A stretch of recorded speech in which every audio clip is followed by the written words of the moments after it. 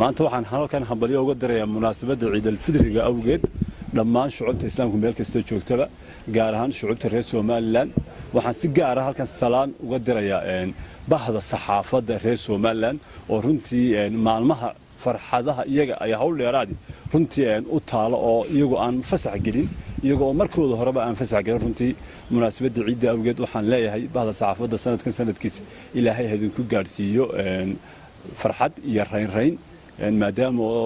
aynu galnay maalmihii runtii shucuubta islaamku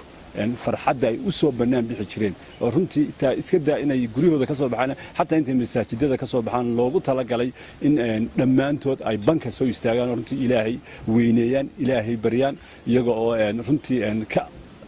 أجر يا أبال بدل بيرنتي مددي بشة هيد أي سوق تين واجبات كي فرق رنتي إلهي كو أدون صدي بشة رمضان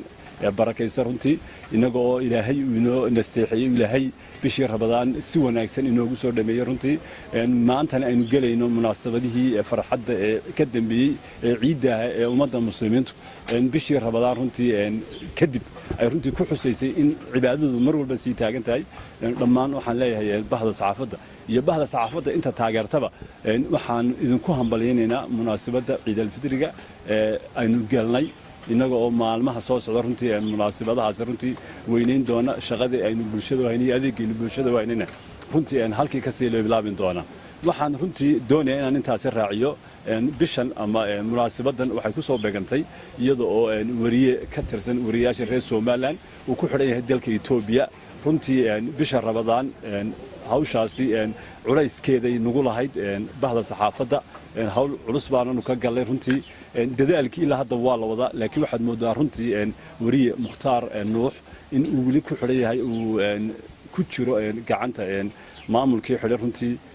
baaq hore waan u soo jeedinay sooljahan iyo baada saxaafaduba runtii way muujiyeen dareenkooda waxaad moodaa dadaalkii dhinaca xukuumadda Soomaaliland runtii ilaa hadda inuu gaabis ku jiro oo halkii aanu ka filaynay runtii inaanu wali gaarsiisnay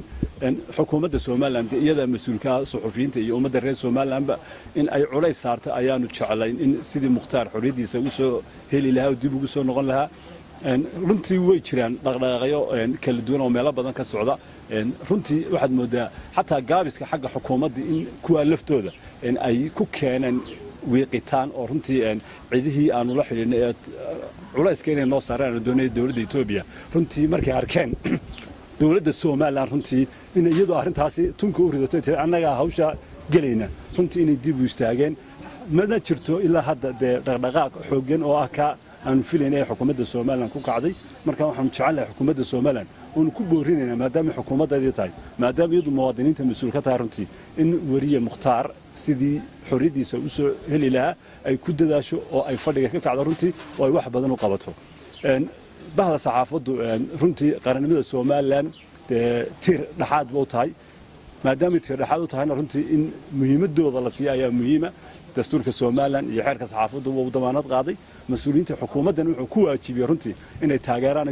garab galaan bahda saxaafadda iyadoo saasi tahay haddana waxaad moodaa inkastoo xukuumadda aanu ka mahad sheeganayno oo wax badan saxaafadda u tartay oo wax badan saxaafadda u qabatay haddana mararka ay dhacaan arrimaha qarannimada saameynaya ama arrimaha muwaadiniinta Soomaaliyeed taabanaya runtii in isku xidhkii iyo dhaqdhaqaaqii xukuumaddu ay lahayd runtii aad moodo mararka qaarkood inaanu halkii aanu rabnay gaarsiinayn oo ugu mahadnaqaynaa intii ay ka qabteen waxaan iminkana ku boorinaynaa xukuumadda Soomaaliland runtii in ay dadaalkii ay waday leebel laabto cidii ay kaashan karta kaashato runtii arrinta wariye Mukhtaar runtii ay banaanka soo dhigtay wax ka qabato aad iyo aad baad mahadsantiin dhamaantiin xukuumadda ay wadaa way jiraan